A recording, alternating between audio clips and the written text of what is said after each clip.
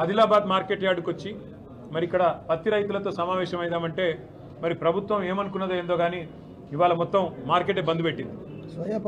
ఇక్కడ అసలు మొత్తం మార్కెట్ బంద్ పెట్టి పత్తి రైతును సోయా రైతును మాకు కలవకుండా చేసే ప్రయత్నం, మమ్మల్ని మాట్లాడనీయకుండా చేసే ప్రయత్నం ప్రభుత్వం చేసింది. అయినప్పటికీ వేలాదిగా రైతులు తరలి వచ్చి వారు ఈరోజు కొనుగోలు లేకపోయినా మరి కేసీఆర్ గారి బృందం వస్తున్నది, బీఆర్ఎస్ వాళ్ళు వస్తున్నారు అని చెప్పి వారందరూ వచ్చి మాకు వారి బాధను డీటెయిల్డ్గా చెప్పినారు. వాళ్ళు చెప్పిన 4 అంశాలు. కపాస్ కిసాన్ యోజన, కపాస్ కిసాన్ అనే ఒక యాప్ ఒకటి తీసుకొచ్చి అనవసరంగా దానివల్ల కొనుగోళ్లలో లేని జాప్యం జరిగే విధంగా ఇవాళ ట్రైనింగ్ ఇవ్వకుండా, ఓరియంటేషన్ ఇవ్వకుండా, ఎవరికి చెప్పకుండా ఈ యాప్ ద్వారా మాత్రమే అని చెప్పి ఇబ్బంది పెడుతున్నారు. దయచేసి ఆ యాప్ తీసేయండి. గతంలో ఎట్లయితే మార్కెట్ యార్డ్కి వచ్చి డైరెక్ట్గా అమ్ముకునే పరిస్థితి ఉండేనో అది తీసుకురండి.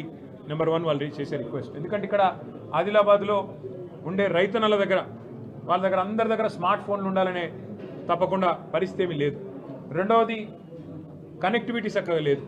కాబట్టి మరి ఇంకోటి మూడవది ట్రైనింగ్ లేదు. దానివల్ల నష్టమే తప్ప లాభం లేదు.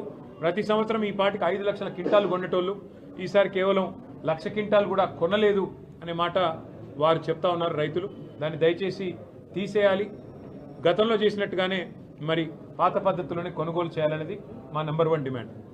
ఎందుకంటే రైతులకు ట్రైనింగ్ ఇవ్వండి. కావాలంటే వచ్చే సంవత్సరం పెట్టాలంటే ఒక ముందులే 2-3 నెలల నుంచి ట్రైనింగ్ ఇవ్వండి. అందరినీ ముందే ఆ ఓరియంటేషన్లకు తీసుకురండి.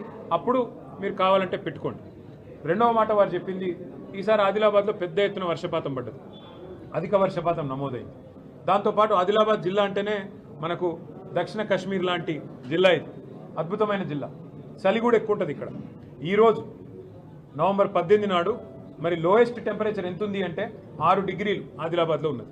మరి 6 డిగ్రీలు ఉండి అధిక వర్షపాతం అయితే నల్లరేగడి నీళ్ళల్లో పండించే పత్తిలో తేమ శాతం ఉండదా? ఖచ్చితంగా ఉంటుంది. కేసీఆర్ గారి ప్రభుత్వం ఉన్నప్పుడు తెలంగాణలో ఆనాడు 20% ఉన్న తేమ 22% ఉన్న ఇదే సీసీఐతో మేము కొనిపించినాం. కానీ ఇప్పుడున్న ప్రభుత్వం పట్టించుకోకపోవడం వల్ల రాష్ట్ర ప్రభుత్వం, కేంద్ర ప్రభుత్వం కూడా మరి విదేశాల నుండి తెల్ల బంగారం పత్తిని దిగుమతి చేసుకోవాలనే ఒక ఆలోచన ఎందుకు చేసిండ్రో, వాళ్ళకి ఎందుకు అవసరం ఏర్పడ్డదో మాకు తెలియదు. కానీ వాళ్ళు అట్లా చేయడం వల్ల, విదేశాల నుండి పత్తి దిగుమతి చేసుకోవాలని ఒక ఒప్పందం కుదుర్చుకోవడం వల్ల ఇవాళ మన దేశంలో ఉండే పత్తి రైతులందరినీ కూడా ఆగం చేసే ప్రయత్నం కేంద్ర ప్రభుత్వం చేస్తున్నది.